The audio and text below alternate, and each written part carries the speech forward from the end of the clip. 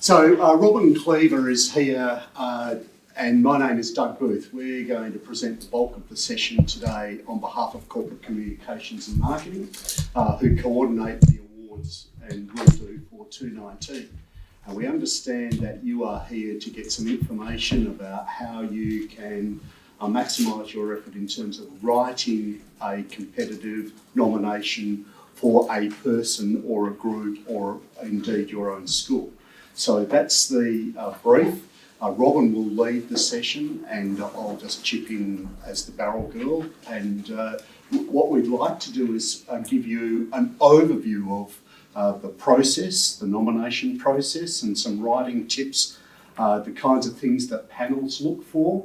And then we would like you to have the opportunity to engage with us in the form of Q&A so that you can ask those 20 questions that you've always wanted to ask. So we've got a prescribed set of points in the PowerPoint that we're using, but there's the opportunity for you to say, oh, what about throughout? So we'd encourage you to do that. Our input, we think, will be about 40 or so minutes, and then we'll open it to the floor. And there's also an opportunity for you to have a tea or something light to nibble on as well. Robin has successfully nominated. I may have put in 4 applications in last year and all 4 got to finalists, which scared the living bejeebers out of us, but that's the background for me. And both of us have been on the other side, which is the judging part as well. So we do have a bit of an understanding of both. So over the years, if we go back pre-2008, there was, I use this term loosely, an ad hoc arrangement in terms of there were different awards prior to 2008. And you may recall that we'd had a new Director General appointed in 2007 who said it's wonderful that we acknowledge some groups, but what we need is something that's more inclusive and universal. So she then instigated the Education Awards as we know it. Marsha and Catherine have done a lot of work over those years to tweak and modify to get the nominations and the awards to the point where they are at now. So we'll talk about them in that context of today and what we're expecting for 2019 nominations. Robin. Over to me. Look, I'm pretty interactive, so if there's a burning question, I'm actually quite happy that you asked it now. I did, when we got here, there was probably about 10 or so people here already, and we just did a bit of a discussion as to what they were after, and basically it came across as you already know the person you want to nominate. They're really fantastic in your school and you want to give them due credit and put them forward the best you can. Number 2, you've nominated someone previously, or the school or a category award previously. You weren't successful, you want to know what that trick is to go from being going from just nominating into the finalist stage, and perhaps you've also had someone who has been a finalist and you're looking for an understanding of the site visit and a little bit of information around that. Have I got the 3 areas pretty much covered? Okay, there might also be a couple of people who haven't started and know nothing about the process, so we do want to just sort of touch on a couple of things, but we're genuinely hoping you've been to the website, you've had a look, you already have started the process, you may have even written half or a full application and you're going, okay, am I on the right track? So that's essentially where we're going with this one. Okay, so we thought we'd just do a little bit of a nutshell around the awards, the categories, where to start. We think most of our discussion will occur in that second part. We're going to do a little bit of a Q&A session, a little bit where I'm going to ask Doug some questions, he's going to ask me some questions around sort of the strategies that we've adopted. Look, why do it? As a system, it's really important to promote and recognise the good work that occurs within in the public education community in Western Australia, but equally within your school, it's that self-evaluation if you're putting in for Aboriginal Excellence, School of the Year, the individuals you think you've got a really great program and someone leads it and you're recognising them. Look, up front, Warwick got a massive amount of media coverage last year with the work, and we also won Beginning Teacher of the Year, and we've still got a media crew coming out this Friday, so the media, it does promote us. We are trying to tell our local community that that we're a good school in our local community. So this is certainly helping us do that. That brand integrity, third-party endorsement, staff acknowledgement and rewards, and that inspiring better industry and hoping that others continue into the profession. So, that's really easy to say. It's probably not why you're here though, because you're looking at the actual nominating. But this for me is the most critical part. There is a reality. The reality is that there are 11 categories and there are up to 4 finalists per category. Not always. I know that Aboriginal Education Officer of the Year last year, there only 3 were selected as finalists. So, it's up to 44 individuals. So I need to, as someone who nominates staff and the programs within my school, I need to make it upfront as to why I'm nominating. I want you to do the same. So what is it that you're doing? Is it for the person to win the award? I hope not, because only one person can do that. And that doesn't seem fair to all the others who are participating.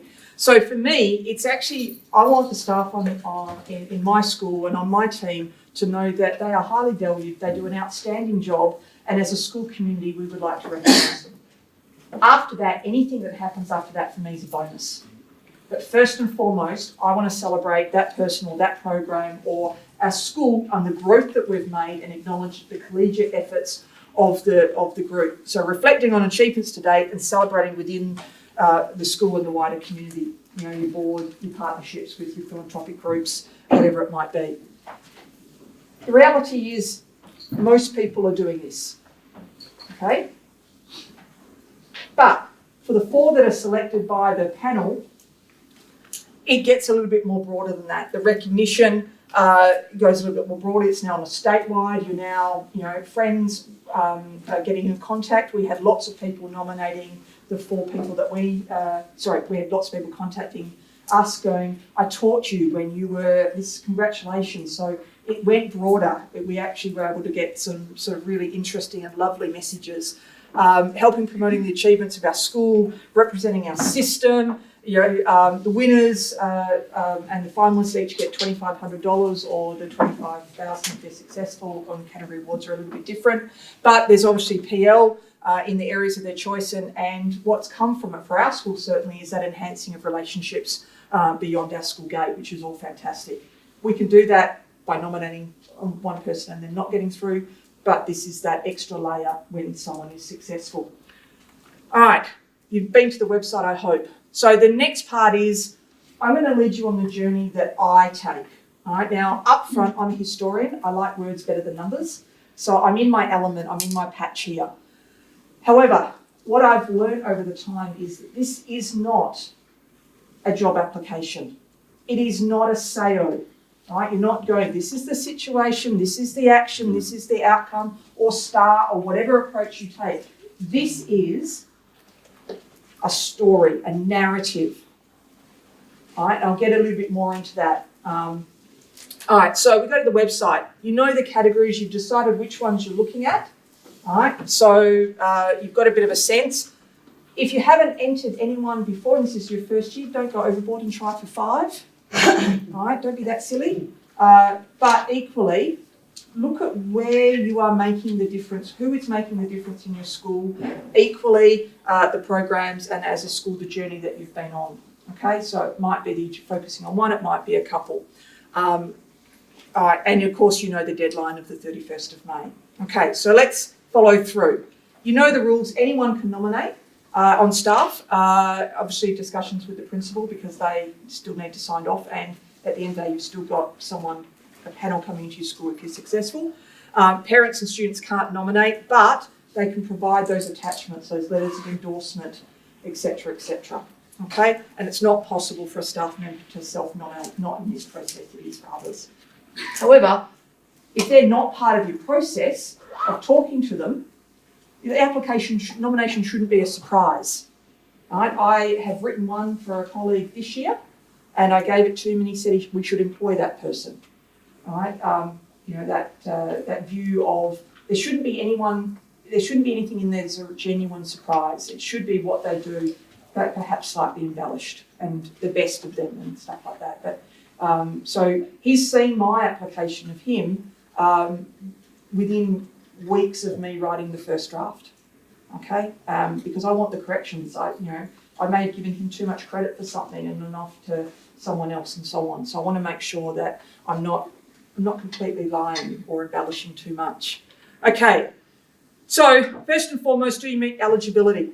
Okay, beginning teacher of the year, how many years? 3. Teach for Australia. Anyone looking to teach for Australia? Okay, all right. We're going to, no? No, okay. So Teach for Australia, you've got to ask and ring in and ask about the eligibility.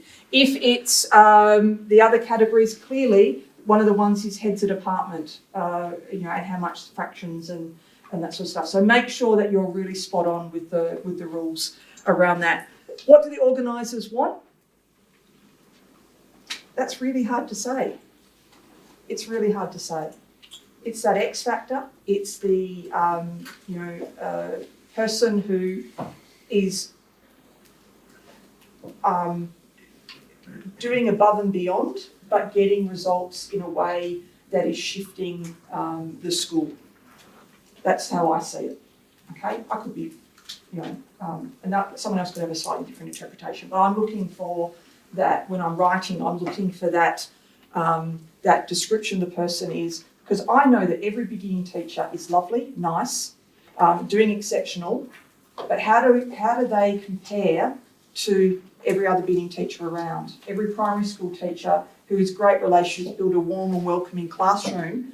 It's great. Where's the evidence that's coming with that? How is it supported with the evidence that you might have? We'll talk about that in a moment.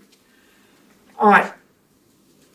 This is the other one you need to talk about. If you've already started the process, great. So if you're in a leadership role and you know that you want the school nominated or a category nominated or an individual nominated, where are the resources coming into this? I'll tell you the way that different schools do it. Some schools pay someone, a retired teacher who's left the school, English holer, to write the application. Some schools do that.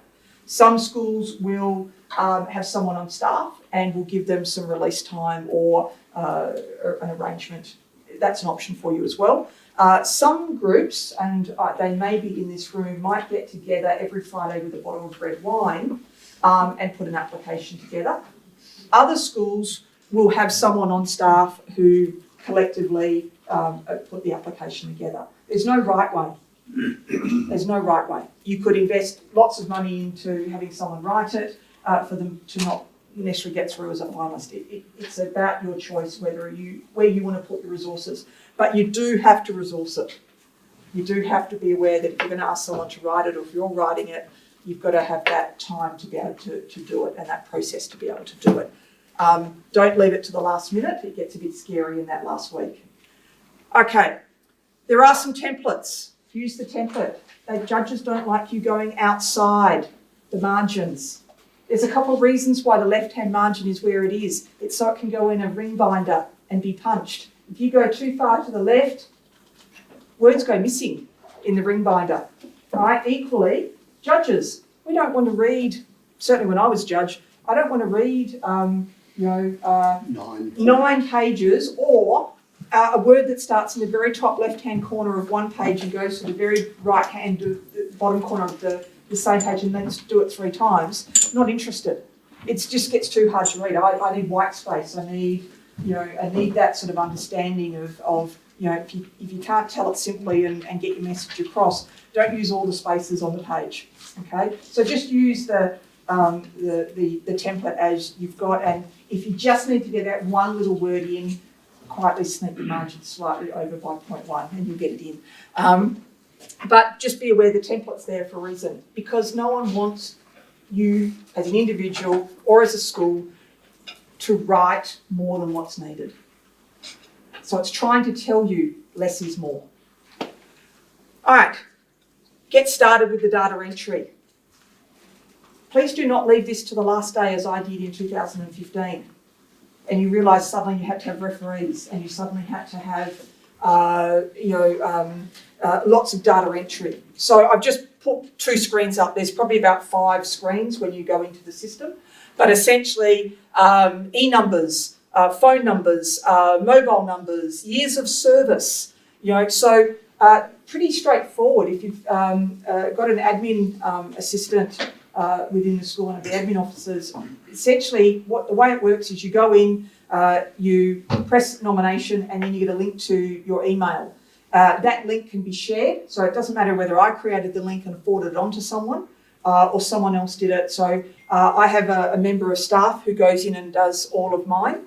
And also, if I'm doing School of the Year and Aboriginal Excellence, you've got to upload your annual report and your business plan.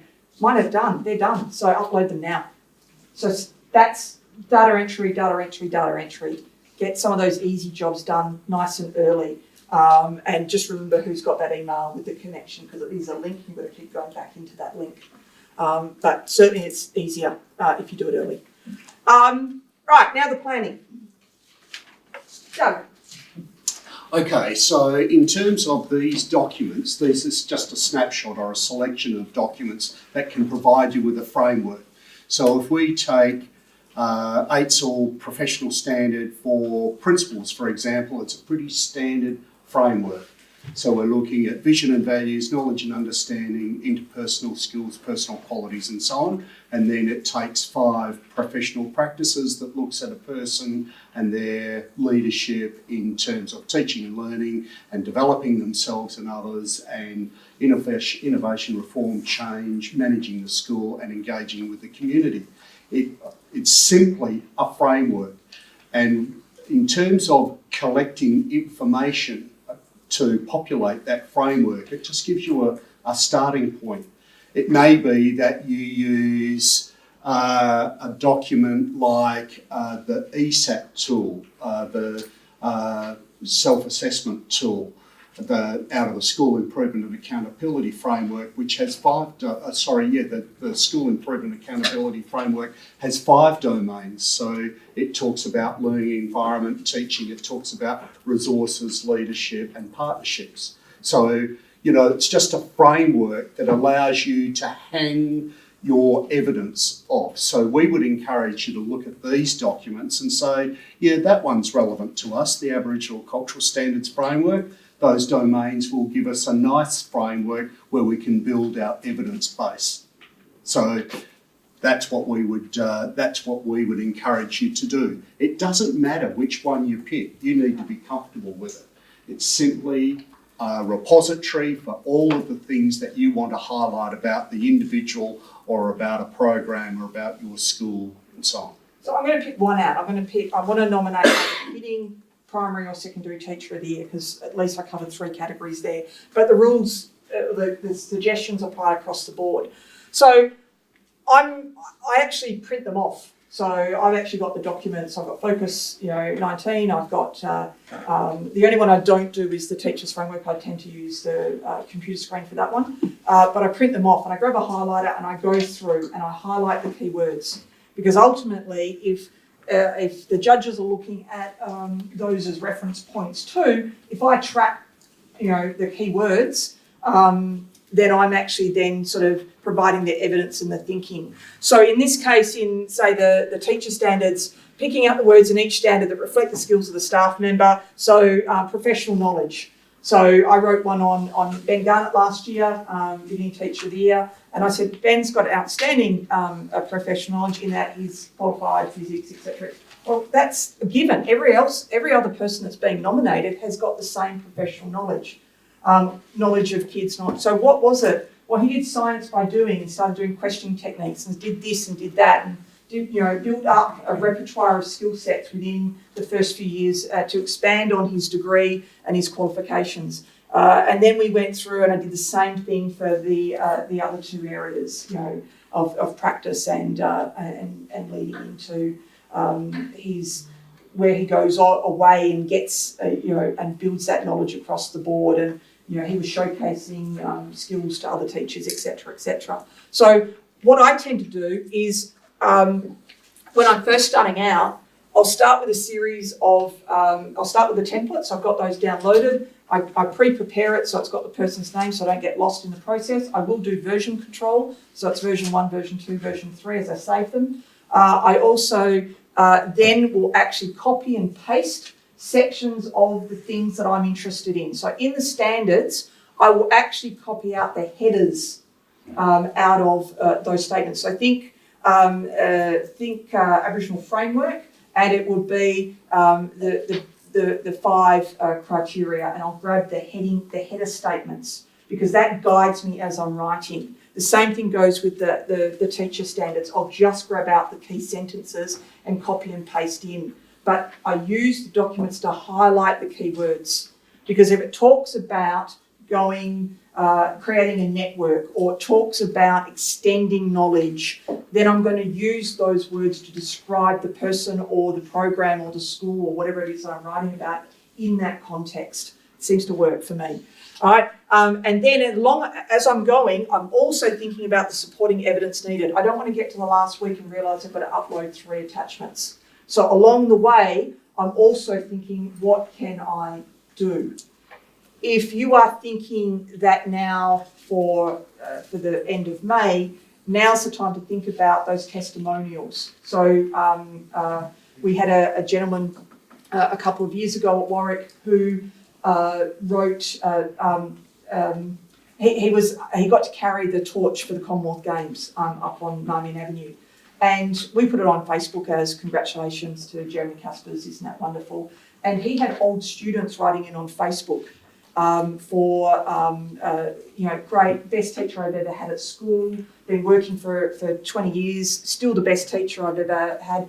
I went and cloned them. I had all that evidence. All I did was use Facebook as a search and put his name in it, and bingo, I had actually all these testimonials when I wrote his in 2015. He wasn't successful, but that's how I did it. I was able to clone testimonials when I didn't necessarily have them. Many have Christmas cards, letters, emails, etc. So another person that did some work for us ran a series of professional learning. I may have sent an email out to the people who all attended that particular PD and asked them to send them a letter or an email saying what they got out of it. It was great PD, everyone was more, but I knew what I was after. I wanted some testimonials, so I may have manipulated the process a little bit so that there would be some evidence of, and I just chose a couple of very nice, but equally I also knew the person concerned was getting some nice emails saying that they really appreciated the PD. So I use what's there, and sometimes it isn't. But along the way, think about what you're writing, think about the attachments you're going to add, because you can't invent them in 5 days when you get to the last week. All right, so you're going to gather it all. The reality is there's a bucket load already written. So things like level 3 applications, previous award submissions, letters from parents, CVs, job applications, anything along those lines that can actually help you the person's resume, CV. That gives you that nutshell of how it's serviced. You can get answers to a lot of the questions that you've got. But if it's already written, there might be a really great paragraph already written, and you go, I'm going to use that with a little bit of modification. I try and do less, not more work. Okay, it's busy enough it is. And then if in the school category, look to your business plan, annual report, and available data in Schools Online, SACE and SIRS. SIRS is SCASA, for those who don't know, and more a senior secondary aspect, I would say. But the reports that sit in there. So last year when I nominated Ben, I used one of the pieces of evidence. You're going to love this one, STS 036. It's a lovely piece of data. It's my favourite graph in the world. But it actually was his class and how his class performed in the ATAR. All right, and against every other school in the state. And his data was very good. So I went 1 page, perfect, bing. And all I did was use a little bit of technique and got a few words on there. So, because I didn't actually think the judges would know what STS 036 really was. So I actually put some descriptions on the sheet by literally using a Snagit tool and over-typing on it on the PDF. Printed it, and then uploaded it once I had everything that I was happy with. And that meant that I thought, well, okay, that's a good piece of data. When I'm saying this is an exceptional teacher who's getting exceptional results, I've now got a piece of evidence in the kit bag that then I'm not just saying what I'm saying. Someone on the panel is going to look at and go, yeah, actually look at his results compared to everyone else in the state. They're really good. The other thing is it was one page. So I uploaded that one nice and early. Okay, what else do I have to say? Select the relevant information and place it under the criteria. So now I'm trying to build, I'm using dot points and just some strategies. Doug and I have sort of been, writing lots of applications over many, many years, and really you're trying to build it. So starting's hard, just start. Easier said than done. Start with dot points under the selection criteria, and if you can use the dot points of the various documents, those reference points, they're a good starter. Short sentence starters, and then what the person's done, or under the school category. So if you're looking at the school category or Aboriginal excellence and you're using the headers, then just simply where do things best fit? Because you will need, like an application, you may need to manoeuvre some stuff around and go, well, it could fit under two categories, but I've got a bit of a gap there. If I slice and dice it and go from a slightly different angle, I can move it into the third criteria rather than the second. All right, so I'm really trying to think about some of those things. You may want to meet and address criteria, but you also need to tell a compelling narrative. All right, so John Smith, been a teacher in the Education Department for 26 years. He's an outstanding individual, teaches macrame making, and his kids love his classes. It's all true, right? Instead, think about what this person is doing. You may still need to include some of that information, but what is it that this person is driving? Prior to John's arrival at Perth City College, results in this particular area, numeracy, hadn't progressed. All right, through John's enthusiasm, commitment to excellence, understanding of John has reinvigorated, reimagined. Okay, over the last 3 years, under his leadership or through his teaching or whatever category you've got, the outcomes for this class, this year group, this program, this learning area, our school, have improved considerably. 13 enrolments have gone up 13% since the arrival of Year 7s, or the growth rate in courses. Ben's example, we had no physics program prior to him. He rejuvenated a physical sciences program at our school, and he was a graduate teacher. So we put a lot of investment into the narrative of what this person was doing to make a difference, or as a school, what that program had been doing to make the difference. Can you see the difference? And then I would say, experienced teacher of 26 years or whatever it might be, I'd weave that stuff in. But it's not my lead. It's the narrative. What is the difference that this is making to our school and our community? Picking up. And we know that this person doesn't work alone. We know that as a teacher, this person collaborated. This person sometimes took the lead and sometimes stepped back. At the end of the day, as long as you can feel comfortable about saying what this person did in the process, so I'll use words like collaborated with a colleague too, but I'm focusing on my person's role. Okay, but I want the judges to be aware of this. He didn't do it alone or she didn't do it alone.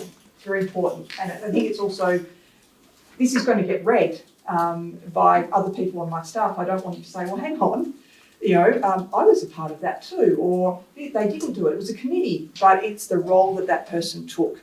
And it's that X factor that comes with it. So what is the difference? We know that every good teacher, the popular teacher, the respected teacher has something about what it is that they offer. But what is it about when you write, about the growth that's occurring, about that change the changes that have occurred in the time that person has led it, and really focus attention on that, but use evidence. Where does that evidence come from? It comes from your data, it comes from SACE, it comes from schools online, it comes from attendance records. Use it, find it, if you think it relates to the story that you're trying to tell. Equally, if the person has also got another story, that's such. So I have a particular member of staff who his philosophical belief is around opportunity, and everything he approaches comes from that. It's because as a child he did not have opportunity, right? And recognises in a lot of our kids and their families his own experience. So therefore, I use some of that with his permission, but I'll use some of that if it helps explain their philosophy of thinking and their approach to why they do what they do. Because otherwise, it doesn't make a lot of sense. Doesn't always make a lot of sense. All right. So what makes them special? You know it. You know the person. All right. You know what makes your school special, the Aboriginal excellence aspect special, the person special. Make sure that's communicated to the judges. But also think of what is every other principal or writer saying at every other school. So what sets this person aside from every other beginning teacher? Are they the best beginning teacher that you've ever seen? All right. Use that information. Bring heart, bring meaning, bring the backstory or narrative if it's appropriate to do so. Talk to the nominee. So many people don't. I tend to write and then give them my first draft and then talk to them. This is how I want to position you. Okay? Talk to parents, students and other teachers. I tend to not do that. If it was a school category, I'd probably do it a little bit more. If it's individualised, I tend to do it a little bit less. I'll target certain people I want to talk to because I might want to use their testimonial, or I might want to actually access some information that I can use for the purposes of the application or the evidence that and then you're getting that real life compelling stories that link, because I'm a deputy, I sit in my office, I don't always know what that teacher is doing in their classroom specifically, and how do they get that relationship developing? What is it that makes their kid turn up after school to do a catch-up class or go to a club? What is it that they're doing? So talking to the kids, they'll go, it means I'm going to pass, or it means I'm going to do this, or it means I'm going to do that, or he's just a legend, So I try and include some of that information in. And then when you've got to the end, you're looking at what's the gaps, and that's where that looking at the keywords of the various documents helps, because you actually realise that you've got nothing on professional learning or networks beyond the school, or you've got nothing on how do we know that they're a good teacher? What is it? I might have to go back. And so I'm using the documents as a bit of a checklist in some ways now. So it's gone from being a trigger words to get me going to now it's a bit of a checklist. And I go through and I go, yep. And I'm not looking necessarily at every component, because you can't tell the whole story in 3 pages or 2 pages. Depending on the category, but it does give me the ability to go, not relevant, okay, and I'll now use it as a bit of a checklist. All right, where's the nomination week? See if I can do and incorporate it into the submission. So does that all make sense? Okay, so now there's some really basic stuff. I really like words. Words are great. I like being really fancy with my words. I like having conjunctive sentences. I love semicolons. And I love, that really nice compound sentence where 3 ideas merge into one. Judges don't, though. So I've got to change my writing style to meet the needs. I know that people like Doug on a judging panel will have, 40, 50 applications, and they've got their time poor. They've got to read them within the space of about 2 weeks.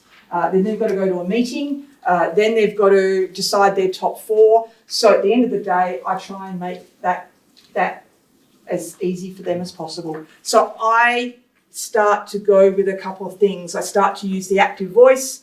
I write shorter, simpler sentences. I can't help myself. I do have some Oxford commas in there and and. But I am trying to be consistent in my language. Is it a program? I try, because I know my school, but the judges don't. So I'm trying to then make sure that someone else can understand what it is that we're trying to do and get across. I write with the audience in mind. I'm writing to a judging panel. I'm not trying to get a job, and I'm not trying to get money, and I'm not trying to, it's to put this person or this program or school in the right position. So, and I try and minimise the jargon, abbreviations, acronyms, specialist technology, unless I think the judges will know what it is. STEM, rather than doing, ulnar numeracy, reading and writing, ulnar. I get that they should know that, but you need to be aware that not every judge is a teacher. Our sponsors, who sponsor the awards, bring their own collective understanding. They are parents. They are perhaps university academics. They may not know the language that you're writing. So just be conscious. If you've got a particular Perth City College way of doing something and you call it ABC, does everyone else know what ABC is? But it's only operating in rooms 3 and 4. So make sure that so one of the processes I adopt to make sure that I don't have too much specky language in there is I give it to a non-teacher to read. Wives, partners, husbands, the daughter that's a lawyer, who's taking free board from home, use someone who's a non to have a scan over it and just go, do you get it? It helps. Okay, and then in really simple terms, the panels want them so that it's easy to read, so it should be easy to write, easy to understand. Keep that mantra going. Rather than jargonising and making everything bureaucratic, and we do like that, we want to remove the barriers and make it readable. I tend to pitch around about that Year 9 West Australian Wikipedia standard of writing. It horrifies me, but that's the standard where I pitch. Okay? Doug's, you used this last year, the readability tool. I don't use this, I have to say, and every year I look at it and go, maybe I should. But it's hemingwayapp.com. There are a few out there, but realistically, just having that other voice on the side is a good way of going. So someone you know that owes you a favour, you then now owe them one. Okay, so you've written your application. You've got it basically there. Covered that one about getting someone to check it. I tend to rush to the last minute, so I do have a proof checking process in play. So even if you've done everything in-house, having someone proof checking it, I just don't like the idea that I've forgotten a word and things like that, because up front, I do push my deadlines pretty hard, and I really read it back after the person's been made a finalist and go, I've misspelt there and there. Oh my God, I've got to fix it. But certainly if you can get someone to edit, that would be great. And then now you've got to really look at those supporting evidence that you've been planning along the way, hopefully, and ensuring that they meet requirements. So let's talk about the things. You are allowed 3 single pages. That's all you're allowed. Okay, so what are you going to do? There's no rules that say they have to be one thing. So I'm going to make an assumption that the panel people already know my NAPLAN and ULNA data and stuff like that they've got access to that. So I don't tend to get too concerned about those things are readily available. I think about what they don't have access to. That's why I go to SIRS or Schools Online and use some of the deeper tools when you go into the administrator link, for those who know what I'm talking about.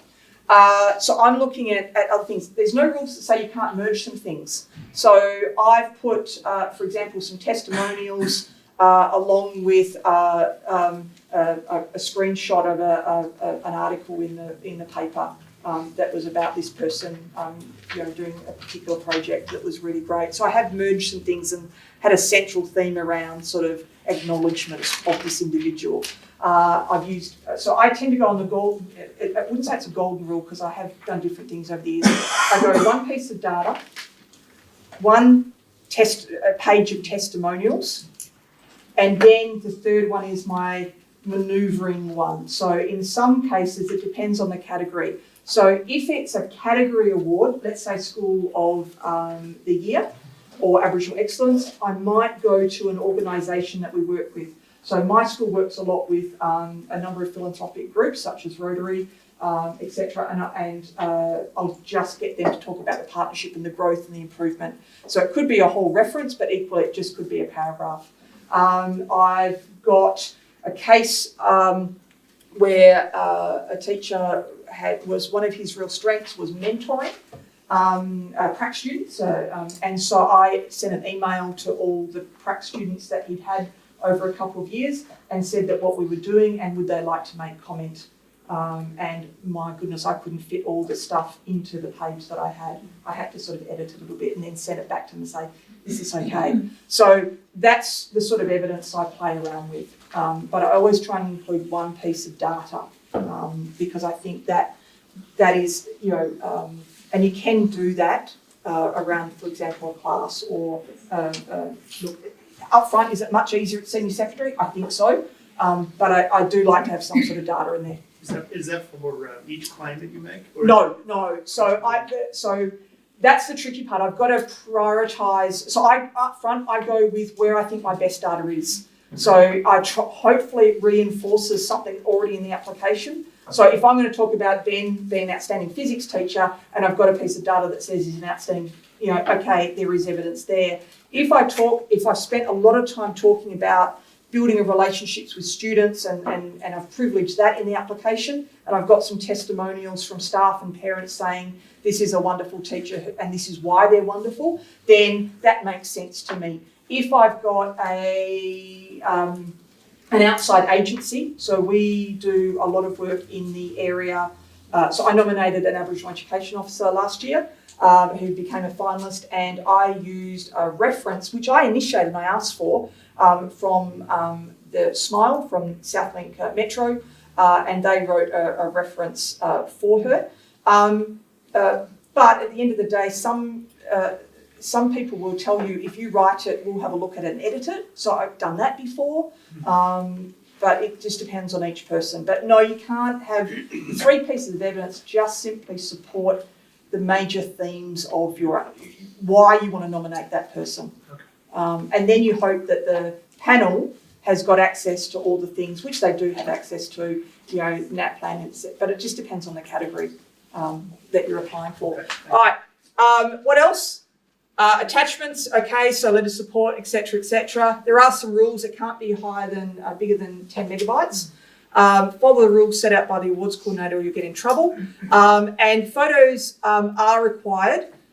So you've got to upload 4 photos. This is my biggest dilemma at the moment. Do I go and get a photographer from outside the school to actually go and take really nice photos? Yes, we are doing that as a school. All right, but I'm doing that not for the awards. I'm doing that because I wouldn't mind the photos anyway, because we'd like to put a few on our website and a few in our annual report and those sorts of things. What are they using those photos for, Robin? Is it just for the promotional material if the person The becomes... department, they're using it. So Ben has appeared in every paper in the last week, Yeah. as a photo. So they have used it. So I think... So we have them like straight away Yeah. as well. Yeah, okay. Normally we go back to the school and Then ask take them. them. Yeah. And so now if we can get them from everyone, we're ready to roll with it. And you're asking for straight 4, away. so 1 landscape, 1 portrait, and then a group of kids. So, like on each category page, Yeah. it kind of tells so you. the types of we've got a photos. combination. We've got a few that we're using, so I've already uploaded some of those. And then I've gone and said, well, we're actually wanting to do some stuff for our website. So here's a great opportunity to perhaps do some of those things as well. So again, making a judgment call. But you don't need There's a, no expectation. there's no to go and expectation, get a but just photo try and shoot find your done or best anything like photographer that. on. 'Cause Everyone can take a nice photo.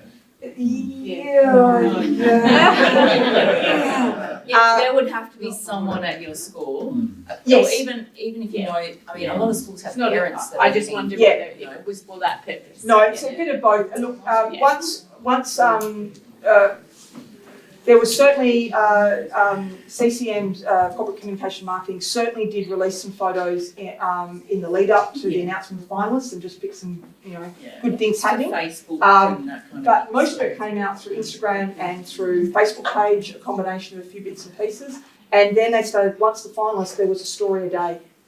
Yeah. So that was the part that horrified me. What if they used the awful photo that I took? And I should have taken the better one. But at the end of the day, it's 4 photos and it's mainly there to provide some material afterwards so that they can use it for that social media sort of thing. So that was pretty good. Don't assume the judges are from your industry. We talked a little bit about that earlier. They do use a matrix around the selection criteria. So again, criteria is obviously what you're going to be marked on. Don't get too fancy with how it looks, but you're limited anyway. It's 11 aerial, so you're limited to, and which is easier to read up front by judges. Make sure you're entering that worthwhile project. So again, this is really for that school of the year. So Warwick's been very fortunate to be recognised for its STEM. But if I just put in a STEM application for school of the year, that's just one part of what we do. So I've got to take what it is and broaden it across if I'm going to do that, which I'm not. So is there enough evidence? Would it be better to enter it next year, or do you want to have a go and just start the process knowing full well that your real attempt is next year? Again, everyone's got their own approach to that one. If you're not successful, try again next year. And then, Doug, this last part, is that key, as I just quietly walk across here and do this while you go. That was really comprehensive overview of what you can expect in terms of preparing for the process and then engaging with the process and then sending in all of your final documentation. But if you step back from this and think, well, if I was the Department of Education, who would I want to win one of these awards? As a community member or as a colleague or as a staff member, what would be your response? We want the person who is most competitive in terms of the nomination for this particular year. Think about it, if you were parents in your school community, what would you want in terms of that person being nominated? You know that they are very good at what they do and they should be acknowledged for it. If you were the panel, what would you be looking for in terms of all of those nominations? And they come in thick and fast. And when the panels are created, and I note, thank you that we've got some sponsors in the room, and sponsors tend to sit on the panels. They want to acknowledge the best nomination in that particular year in that category.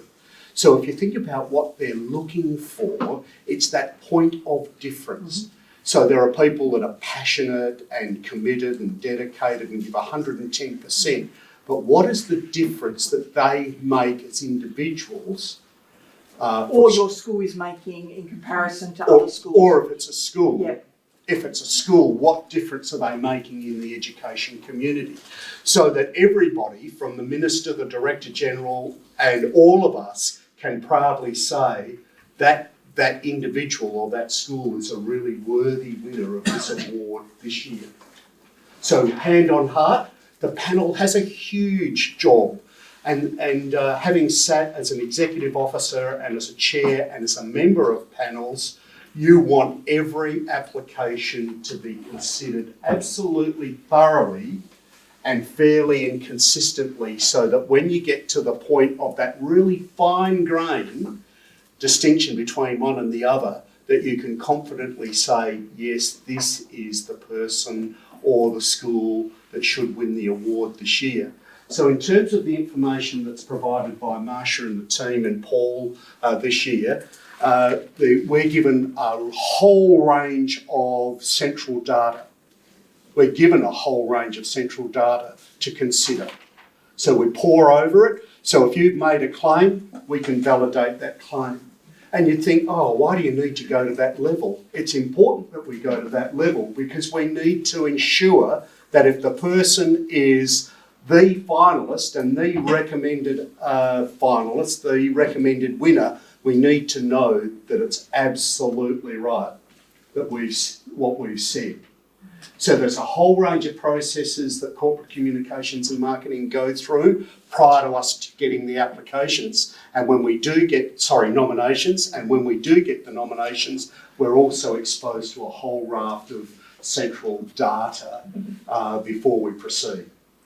Because we need to ensure that the process is squeaky clean.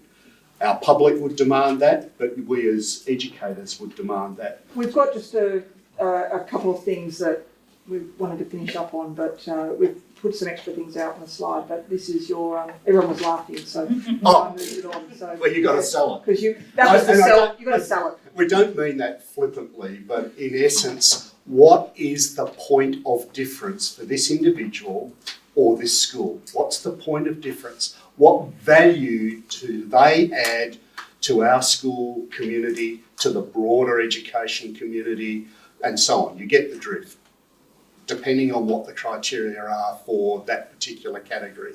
So it's not meant to be rocket science. It's just meant to give you an opportunity to really sing that person's praises and to make sure that when you nominate them, you're confident that they do have a very positive impact in the education community. We've spoken for a long time. We have. Question and answers. Go for it. Yes. So in terms of data for instance, funds for teacher media, what would that look like? Like I'm thinking when you say data, I think numbers, figures, graphs. Okay, Like, so what do you mean? if this person is in a classroom there are, you know, the easy ones to go for are if they're year 3, year 5 and you've got that plan, or if they're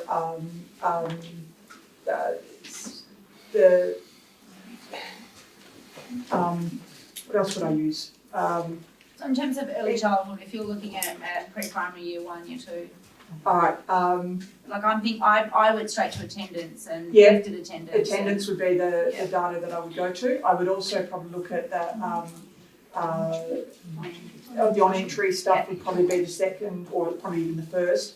Then you've also, you know, perhaps got, if parents have actually gone to the principal, gone to, you know, there's, the one I probably even, I wouldn't focus on it, but I'm not a parent, but I having spoken to lots of people who have primary, there seems to be a certain race at certain times of the year to get into certain people's classes the following year.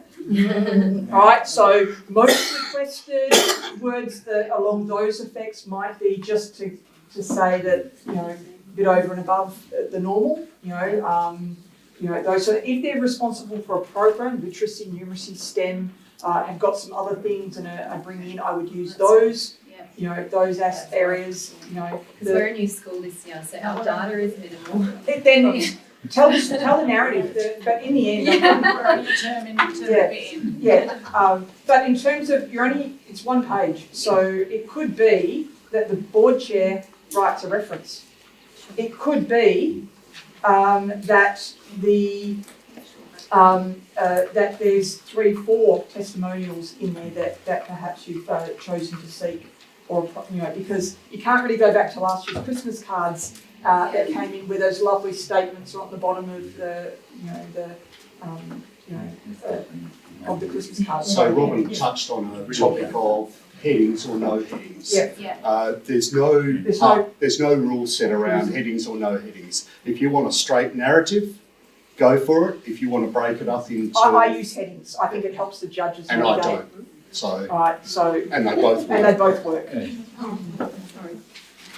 If you're looking at a category like school of the year, Yep. primary school of the year, and I'm talking remote school, Yep. Regional remote school, we don't have the programs and the facilities and the students. Are you making a difference as your school? Okay. Are you making a difference to the context of yours? Yeah, so what I'm worried about is just being at a disadvantage Don't. already because. There are an equal amount of remote and regional schools who are finalists, and it's because of the work that they do and the difference they make within their context. So it's not about whether I'm a big IPS school or I'm a small. It's about the difference that you actually and you can't fudge it. Yeah. You know, the narrative tells that. So, a couple of years ago, the secondary school of the year, so this is 2012 or 2013, I can't quite remember, Broome won over Shenton College.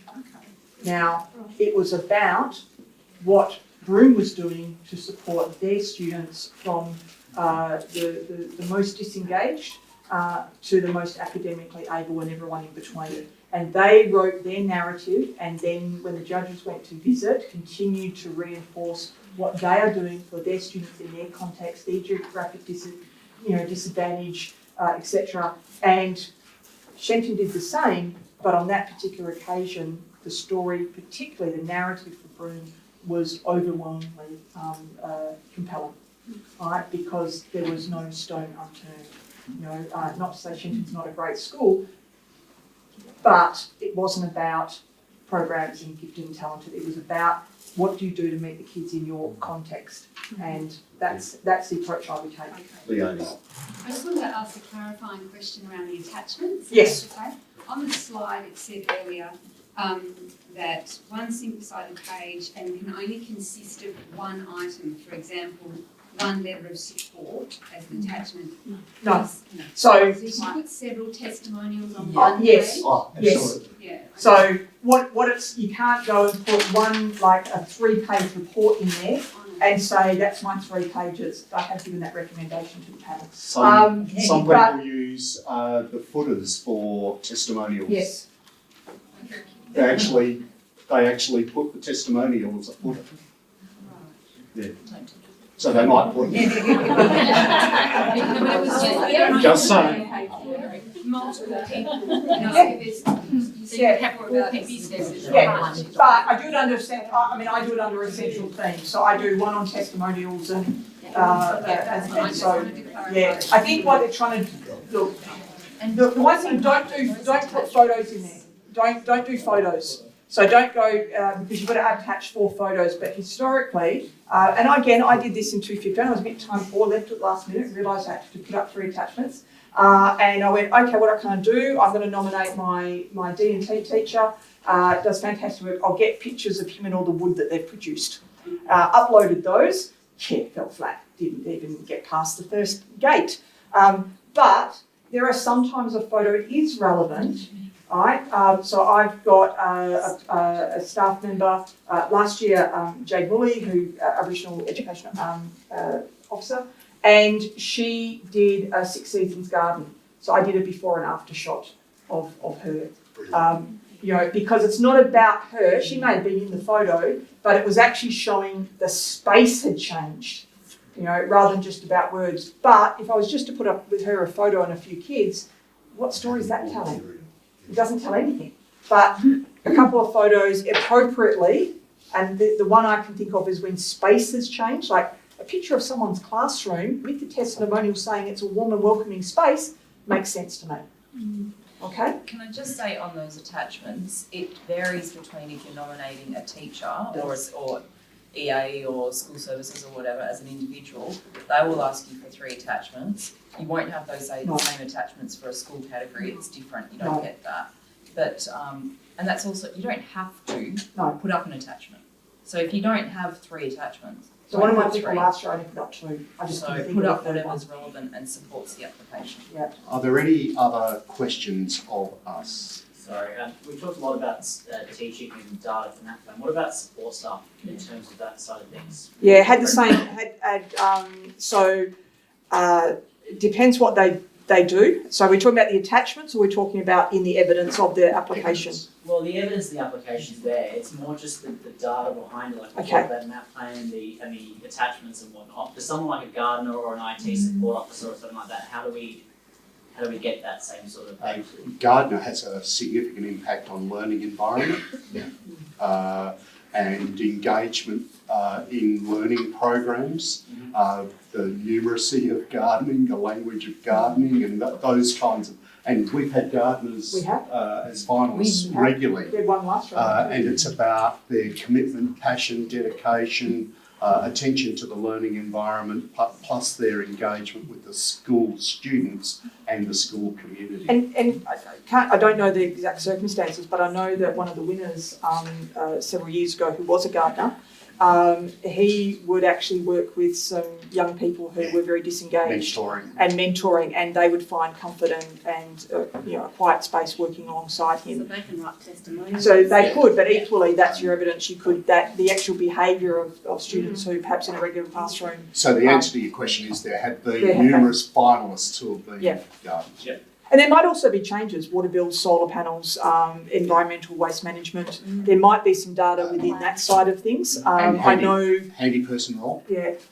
working with Jade, we do I can actually look at the attendance rates for Indigenous students at our school, and I can also look at, program development and stuff that she leads, so on and so forth. So it is tricky. Last year I nominated a lab technician, and all the crazy stuff that we do in the STEM space at Warwick, she was part of. So she did a lot of stuff under direction, but equally she was part of our success as a school. So I was able to attribute her role in supporting the crazy stuff that we do directly to, the evidence. Any other questions? A Yes. couple more? Yeah, go. Should the focus be on this year or the actual journey? So Good question. It's the journey. It's the journey, and mostly in, I'm running one at the moment and I'm focusing on the last 18 months. But that doesn't to say that if it's relevant. So my response to that is, if I'm the newly appointed principal of a school this year, I would have concerns if that person was nominated principal of the year. Because principalship tends to be a journey over a period of years to have that impact on learning and teaching and assessment and all of those other positive cultural things. Do you get to that? absolutely, thank you. Go back. Can you submit more than one? Sorry? Can you submit more Yes. than one? You can submit Yes. as many as you like. So way back when, I remember, I think even Ashdale had 2 in one category. I think Hamilton back in 2008, 2009, had a couple in a category as well. Just from the person who has written multiple so in 2015 I went, I'm a really good writer. The school said, great, Robin's here, she can start doing some writing for us for the awards.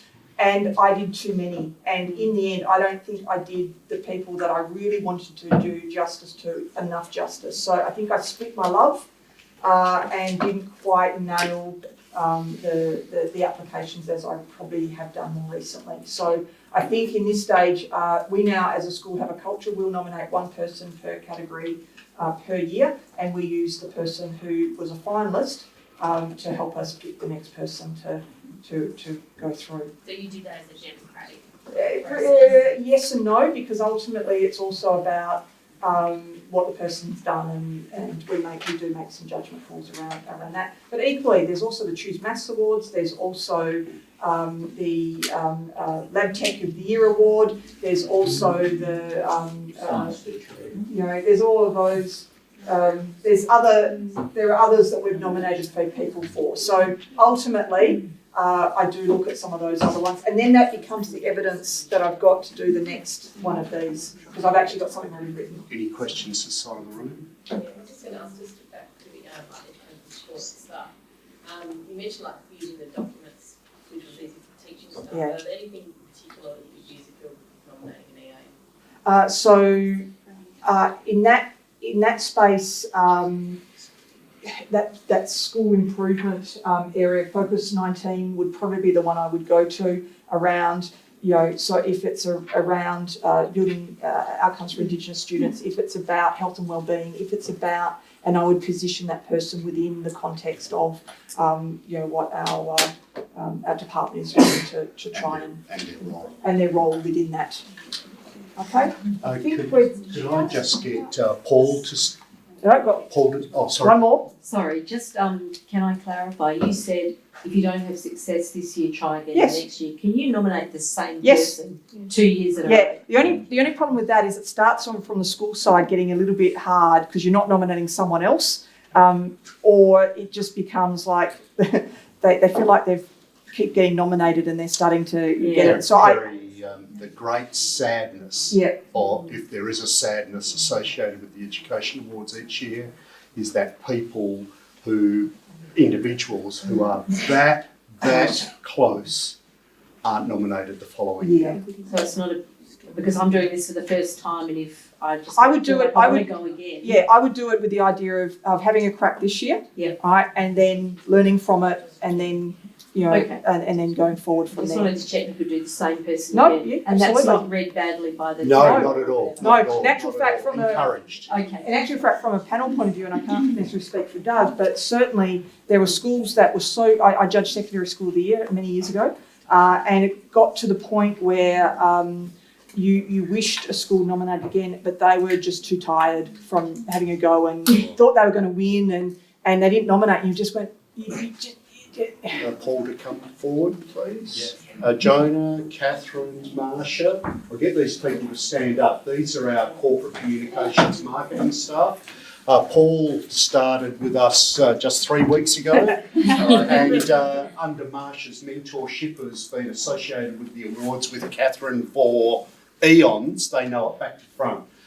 So they're the people that coordinate all of this on behalf of the department. So if you're needing just a little bit of advice about some particular aspect of the nomination process, if it's not available to you in the Q&A on the website, that is a really comprehensive resource. These people are happy to take your call in terms of a bit of advice or where to go to next. So Paul, Jonah, Catherine, Marsha, or at the end of a phone or email. just at the end of a phone. Hey, we need to get you home. There's some sustenance as you walk out if you'd like to take a couple of singers to fill And we're not going anywhere, so if you want to ask any follow-up questions. Thanks so much for your attendance.